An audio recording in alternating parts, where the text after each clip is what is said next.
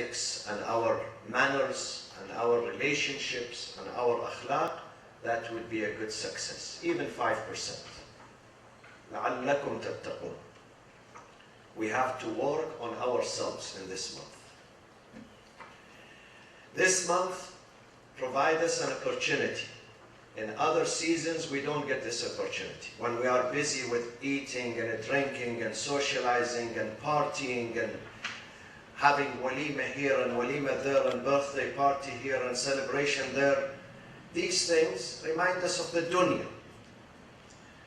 But we need a period of reflection, a period of meditation, where we stay away from the dunya a little bit, not a lot, little bit.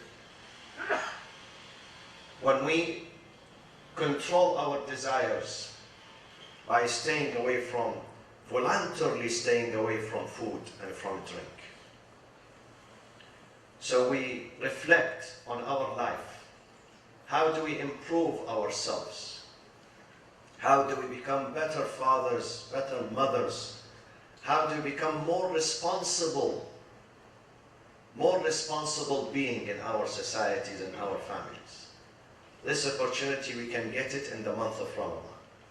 Because in the month of Ramadan, it's a season when we recite dua. Outside Ramadan, we don't recite dua. You don't spend the nights reciting du'as. Outside Ramadan, we don't pick up the Quran to read. Sometimes a day, 2 days, a week, 2 months, 5 months passes by where we don't get the opportunity to even open this book and look at this book. But in Ramadan, we do. We do have this opportunity of reflecting on the Quran, reflecting on the dua, the supplication, standing in the middle of the night and doing a couple of rak'ah, units of prayers. These are opportunities for us to reflect. When you go to the masjid for iftar, for prayers, and to listen to a lecture. The lecture may provide you with a chance, an opportunity to reflect on your life. Where do you go? What direction? If you are 50 years old, what have you achieved in these 50 years? If you are 30 years old, 20 years old, what do you want to do in your life? Where life is taking you? These are important questions. We have to ask them. But when we are busy with daily life activities, with our families, with our jobs, with our engagements, your mind is busy how to pay your bills, you don't get the chance to reflect. The month of Ramadan is an opportunity to reflect. لَعَلَّكُمْ تَتَّقُونَ. And throughout the year we can change the shape of our bodies. They show you sometimes television ads. Most of them are, according to the president, fake, fake news. Someone who lost 50 pounds. They don't look alike. You don't think that this is the same person. When someone loses 50 pounds, he or she would become a different person. So physically we can change our shape. Allah says, this is good, but I want you to change the shape of your nafs and your soul. This is spiritual transformation, spiritual change. When we change the shape of ourselves, how do we change it? How do you change your soul? When you stay strong, if your soul is weak, if we given always, give concessions to maddiyat, whatever my soul tells me to purchase, to buy, to go, to eat, I do, I listen. That soul is weak, does not have power of resistance. The month of Ramadan provides me with a little bit of power of resistance to these desires, to control these desires. Then your soul becomes strong. You become able to direct and navigate your life yourself. And that comes only when you connect with the power of change, Allah subhanahu wa ta'ala, with the power of inspiration, with the power of energy, which is Allah subhanahu wa ta'ala, in the month of Ramadan. So it is an important period of reflection. for us. And the natija, the result of fasting, my friends, we have to see it. If we don't see it in these areas that I'm going to mention now, we are losers. We wasted our time and we gained nothing but hunger and thirst. Where should we see it after these 3 days? We should see it first and foremost in our akhlaq, in our manners, in our relationships. It has to be reflected in my relationship with my family. My relationship has to improve with my family, with my community, with my friends, with those who live around me. They have to feel it. They have to say, this person is different. I can see. Not only he lost some weight because of fasting, but he improved. He's more patient. He's more tolerant. He's more forbearing. He's more accepting. He's more forgiving. He's more generous. He's more giving. It has to be shown in these areas. In our akhlaq, in our ilaqat, relationships, with people around us. They have to see the positive result of fasting. If they don't see it, if they don't notice it, and if we ourselves do not notice it, then we wasted another Ramadan. Another Ramadan that is wasted with many other Ramadans in the past. According to the Prophet, you gain nothing. كم من صائم ليس له من صيامه إلا الجوع والعطش. How oftentimes, how many people who fast, but they gain nothing but thirst and hunger. No spiritual reward. No spiritual inspiration. No change in their life. They gain nothing. That is the ritualistic fasting which is happening in many Muslim and Arab countries today. This is why the Arabs and the Muslims, they don't pay attention to Siyam. For them, the season of Ramadan, I received in the mail yesterday, funny letter in the mail, probably because of my Arabic name. The cable channel, they are advertising for Arab TV channels, that they have new movies for Ramadan, new music, wallahi, new movies, musalsalat, so come and subscribe. Because they know Arabs and Muslims, they enjoy movies in the Ramadan. They stay up late not to read the Quran or reflect or to pray. No, but to watch new movies. Movies that destroy their life and instigate divorce and division and conflict in the family. That is the wrong Ramadan. That is the wrong practice. We are good Muslim community in America. Stay away from these things. The best enjoyment when you reflect on the Quran.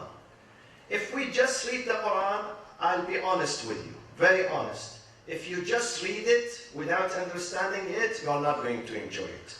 Not only you are not going to enjoy it, it is going to be boring. This book is going to be boring if you don't understand.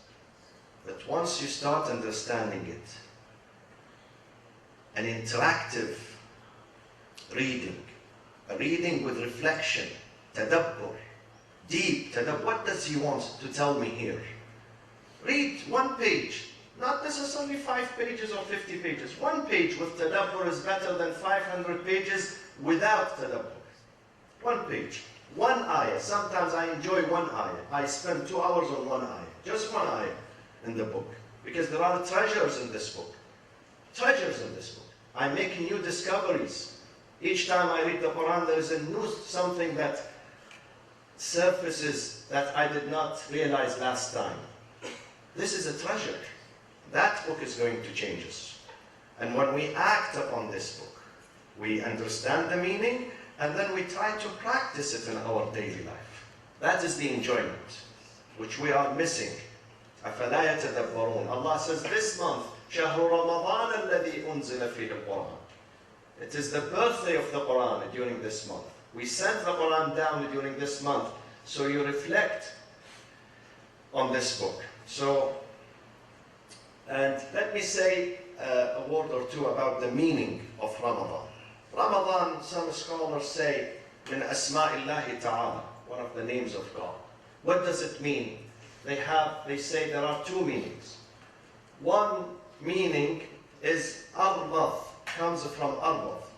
Arbad means, or yurmid, to squeeze something between two rocks and then pound it. When you squeeze something between two rocks and you start pounding it, this is yurmid. A person who's fasting, by analogy, pounds his or her own habits and desires and nature between two rocks, hunger and thirst. Between hunger and thirst. This is one. The second meaning, Ramadan min Ramadah. Ramadah is to scorch and burn.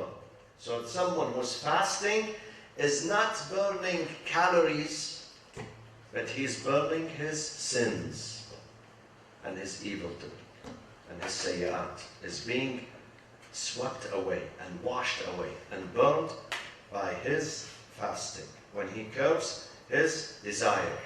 Self-cleansing is important, my friends. Self-cleansing and self-control is important for every journey in this life.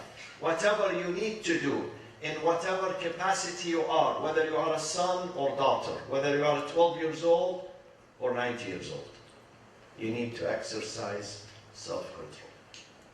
Take advantage of this month.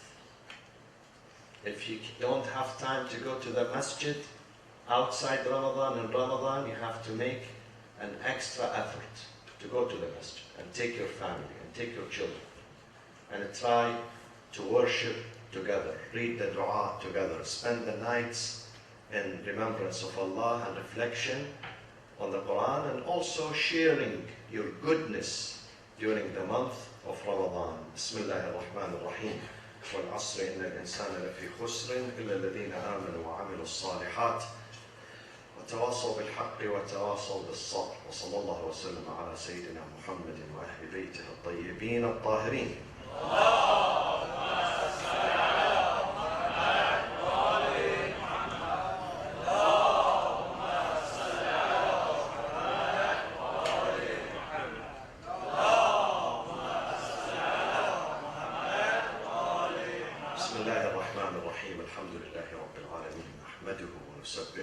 ونقدسه على آلائه ونعمائه ونشهد أن لا إله إلا الله وأن سيدنا محمدا عبده ورسوله أرسله بالهدى ودين الحق ليظهره على الدين كله. اللهم صل وسلم وبارك وترحم على محمد وآل محمد كأفضل ما صليت وسلمت وباركت وترحمت على إبراهيم وآل إبراهيم في العالمين إنك حميد مجيد.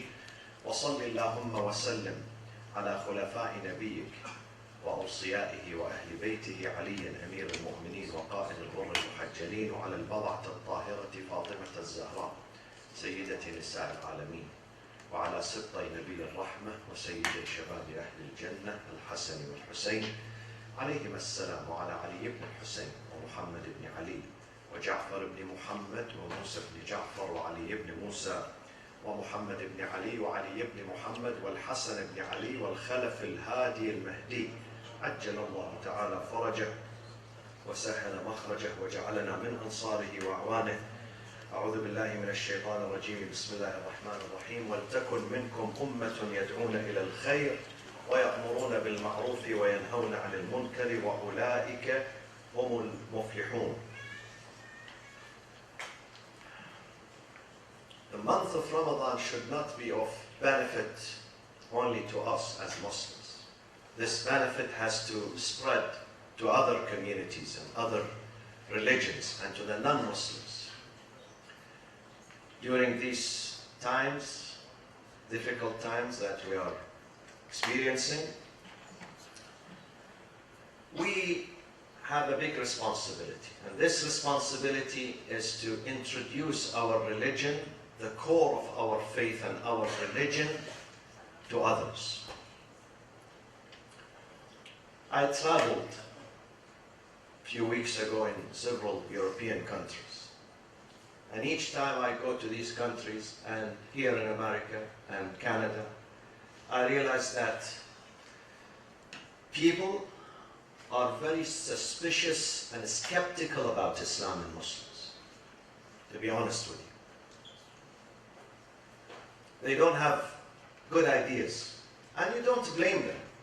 When there is a concert in Manchester, people are partying, enjoying their time, and someone comes and he calls his mother 2 hours before. He tells his mother, "Mom, forgive me if I have done something bad to you."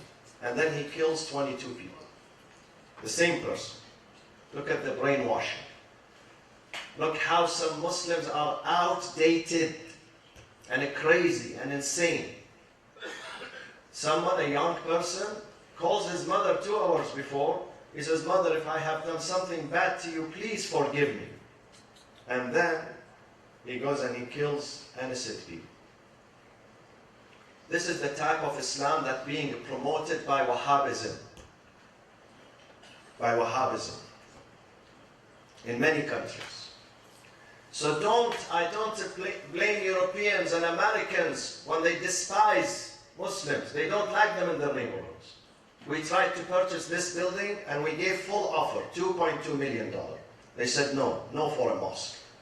They can make it nightclub, anything. But they said no to a mosque. You don't blame them. There is a reason for this prejudice. Prejudice does not come from vacuum because they watch on television. When Muslims do not kill others, non-Muslims, they start killing themselves, destroying their cities, their towns, their places of worship. We used to hear 50 years ago that a non-Muslim bombs a mosque. Today, a Muslim, a worshipper, goes inside the mosque and destroys the mosque with the worshippers. A Muslim. But we have to do something about that. We are not a government, neither a powerful agency, nor a CNN or media outlet. We are Muslims, and we have to be responsible. In this Ramadan, share the beauty of your Islam and the truth about your Islam, the forgiveness of Islam, the mercy of Islam, the compassion, the love of your faith. Share it with your neighbors. If you can afford to invite them to iftar to your house, that's a good thing. Sometimes we just say hi to the neighbors. Only when we take the trash cans outside and they are taking it, "Hey, hi, how are you?" That's the only opportunity. This time, let's do something else and tell them, come and share. And try to speak about Ramadan. Really open up to them. Let them see the truth about you. You are not hiding something. Say, "Yes, I'm sorry for what is happening, but I'm not responsible. There are some thugs who usurp the wealth of our ummah, and they sit with another person who goes from here just to milk them. He milked them $480 billion in one day. $480 billion. Last Saturday, I was visiting some Saudi students from the Eastern Province who graduated from Chico State University. They invited me.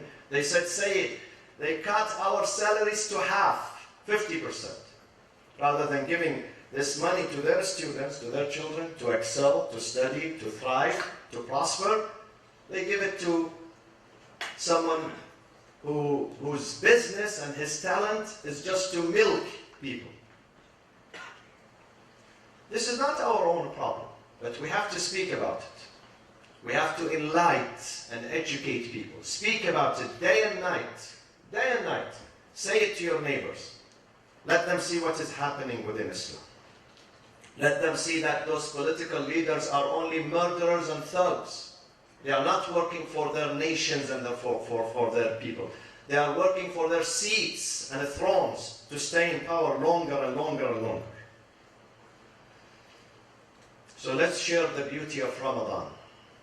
If we can invite them to our masajid, we must. In this Ramadan, I'm going to visit many synagogues and churches and the police department and the mayor's office to speak. This is what I can do. I can't afford more than that. What I can afford is to tell them, this is not in the name of my religion. What is happening in Manchester and other places, the bombings, terrorism, this does not represent the true spirit of our Prophet and Ahlul Bayt. This is not the spirit of this book. These are not the teachings of our book. So let's share. Let's share your iftar. Invite them. If you can't invite them to your house, bring them to the masjid and tell us here, tell the administration that we have guests so we can take care of them. Many people are going to visit us. One of them is the sheriff of Orange County. She said she wants to visit our masjid this season. We welcome her and we welcome all the neighbors. We have to be open. We have to share the beauty and piety of Ramadan, the spirit of Ramadan with others. This is the least we can do for our Islam and for our America. The least. So do not stay away. Don't say, I want to focus on my Ramadan. I have nothing to do with neighbors and community members. No, please open up. Please reach out. One of the important messages of Ramadan is to reach out to others and show them the goodness of your faith. Invite them to iftar. Invite them to your house. Invite them to your local masjid. Bring them here. We can't change the whole world, but we can change a few people here and there, which is enough. Good enough. And I invite you to be here, inshallah, participate. If you have not participated in the past, now it is a season that we go to the masjid more and more to strengthen the spirit of community and togetherness. Here, we have to hold each other's back in America. We have to support each other.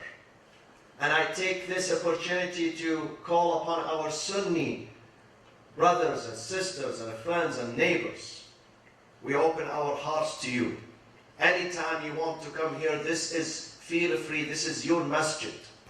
Day one when we established this, I said this masjid is not only for Shia, not only for Iranians, not only for Arabs. This masjid is for all the humans, even if they are Christians and non-Muslims. They are welcome to come here.